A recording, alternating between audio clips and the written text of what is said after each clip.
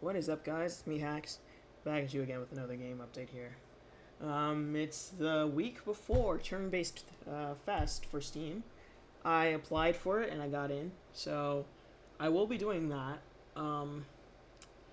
So in terms of stuff left to do to have like a somewhat playable build, I just have to add the houses for the main area, and I'm probably not gonna add like a house, probably just like a temporary house because there's still a lot of temporary stuff. But yeah. Other than that, it's almost done, and I just gotta make the Nimid Forest dungeon. I already have a map for it. I just have to make it like actually in the game. So yeah. So I'll just show you first what I did this week. Sure. So this week went by really fast. So first of all, I added I did the sprites for 2 more of the shopkeepers and some of the other ones too that I didn't have before. So let me just show you that. I think I had all of Matt's last time. I did not have all of John's though. So he now has more stuff. He has all of them. If you buy something, if you sell something, actually it's the same thing if you buy or sell. If you leave, purchasing. If you leave without buying. Okay, so he has all of the pictures there. Sue, I drew her sprites. She has one when you buy, when you sell, if I can get something. Only have one of. There we are. She has stuff if you craft, which I have to get that. Here's one if you buy. Here's if you don't buy. She's rather nice so she doesn't get annoyed. Let me get this really quick. Yeah, it's really coming along. Yeah, I mean, give me like a month or two. Honestly, yeah, a month or two, and I'll be just be able to add more and more dungeons, and that'll be it. I mean, you know, this guy is new as well. The sprites. I did all these. We have one if you craft, which I have no money, but you already saw it, so it doesn't matter. Okay, and here's the market guy. This is the actual inventory, but I still have to do the pricing to make it correct. You can sell.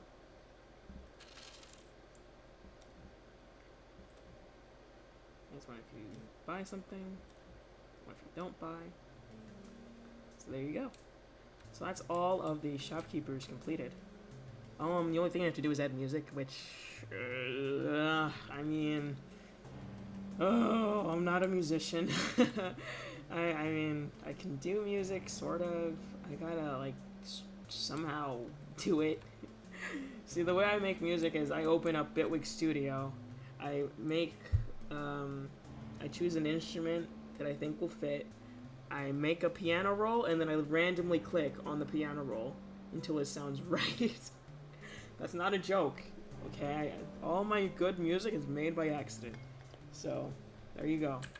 That's why I'm not looking forward to making more. Okay. And let me show you the Westwood Kingdom, which is the first level. Looks a little bit better. You can see I kind of made the castle look halfway decent. Though the inside is still really rough looking.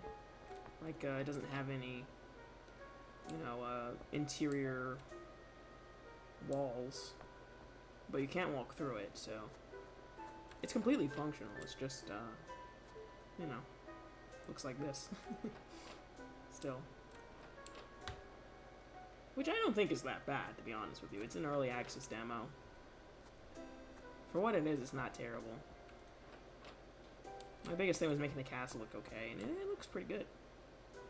Right now, of course. It's still going to get more pizzazz, but what it is, it's not too bad. Alright, so that was that. And let me go to the last thing, which is the battle upgrades that I did here.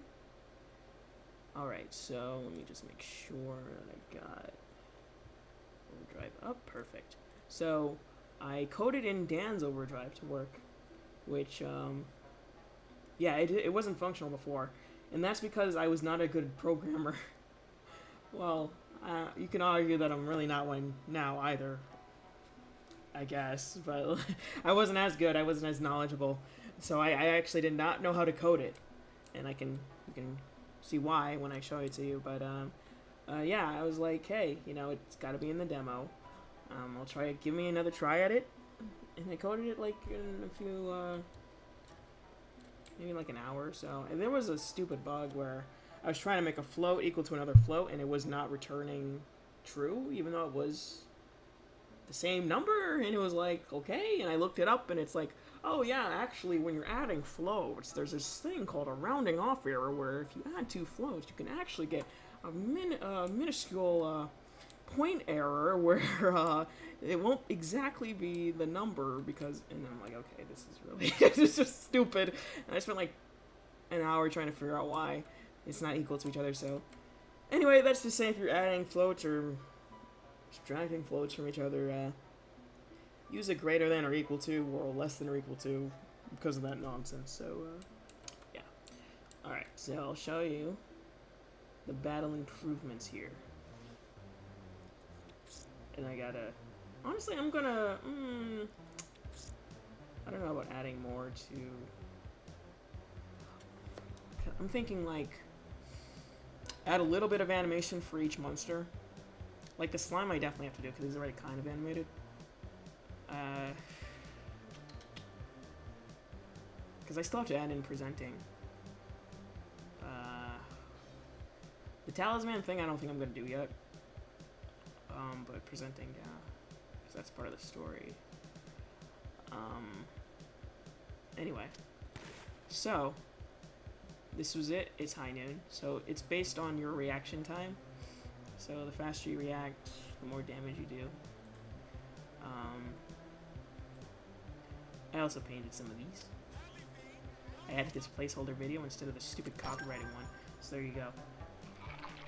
So you get 1 second to react, and depending on how fast you go, you get a damage multiplier of X amount, and it increases the amount of damage you do. So it didn't do that much because they were level 2 and I'm level 1, so. But, and it was a normal hit, right? So it didn't do that much, but. I also added, let's see, I also did Joe's overdrive here, right here. That placeholder is pretty funny. I'm gonna do these too. I completely forgot, and I guess I gotta do these because a new player would not know what these mean, even though I know what they mean. And another thing I added, and you probably already heard it, is that the moves in battle correspond to the weapon you have now. I didn't realize this until literally just now, or like today, rather, I guess. But there weren't any attack sounds when you did an attack. Which is like, oh, that's pretty, you know, so, I wanted to use one to the head, but Dan is currently ground, so I can't, unfortunately.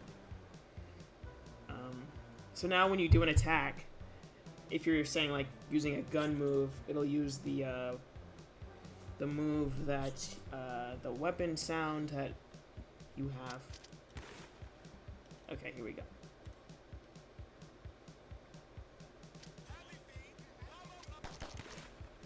So you can see, because it's 2 shots from Dan and 1 from Joe, that you got 2 pistol sounds, no, sorry, 2 revolver sounds and 1 pistol sound, because, yeah, and I think that's pretty cool. I mean, it makes it really obvious that it's 2 from Dan and 1 from Joe, I think. I think it's cool. I don't know, maybe it's just me, but I think it's pretty rad. So, yeah. So that is that. I'm almost done with the overdrive stuff. I literally just did Dan. I drew Rowan's already. I just have to paint it now. Because in the demo, you'll be able to get Rowan on your party. Which reminds me, I also have to do his battle sprite. But let me see if I can find his image here. It is in UI and then battle mode. And then we can go to Rowan, which is R. Yep, this is how it looks like. So I just got to paint it in. And then I just got to do the co-op pictures, which were the ones you just saw, which were that one and wherever Dan is right here. So, I mean, it's not too much left for the battle mode. I can also show you real quick what happens if you don't react on Dan's overdrive special. Because there'll always be one who doesn't do anything at all. Or maybe when you're using it for the first time, you'll be like, what do I do? And just do nothing, so. I think it's pretty obvious what you do. I mean, it tells you what you do in the description anyway. It's always be one. There'll always be one.